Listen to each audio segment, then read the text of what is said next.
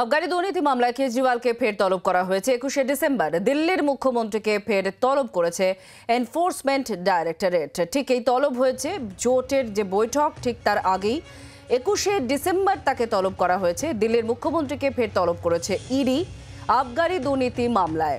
আমাদের সঙ্গে সব্যসাচী আমাদের প্রতিনিধি রয়েছেন এই বিষয় নিয়ে আরো বিস্তারিত জানানোর জন্য। সব্যসাচী, একদম জোট বৈঠকের আগে সামান পাঠানো হয়েছে, কি খবর? কালকে জোট বৈঠক, আজকে মুখ্যমন্ত্রী মমতা বন্দ্যোপাধ্যায়ের সঙ্গে সাক্ষাৎ, তার ঠিক মধ্যেখানেই ইডির তরফে সামন পাঠানো হলো। বৃহস্পতিবার অর্থাৎ 21শে ডিসেম্বর কেজরিওয়ালকে হাজিরা দিতে হবে আবগারি দুর্নীতি মামলায়। আমরা জানি গত 2রা নভেম্বরও তাকে ডাকা হয়েছিল, কিন্তু সেই সময় তিনি না গিয়ে তিনি নির্বাচনী প্রচারে চলে যান এবং তিনি যেতে পারবেন না, কারণ 4 রাজ্যে নির্বাচন তার ঠিক আগেই।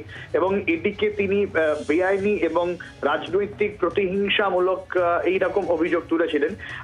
এইবারে তাকে ডাকা হলো ডিসেম্বরের 21শে, কিন্তু আগে থেকেই খবর ছিল আগামীকাল অর্থাৎ 19 তারিখ থেকে 30 তারিখ পর্যন্ত বিপাশনা মেডিটেশনে যাচ্ছেন অরবিন্দ কেজরিওয়াল। অর্থাৎ 19 থেকে 30 তারিখ পর্যন্ত তিনি যে ধ্যানের প্রক্রিয়ার মধ্যে দিয়ে যাবেন তার সঙ্গে বহির্জগতের সমস্ত কিছু একদম বিচ্ছিন্ন থাকবে।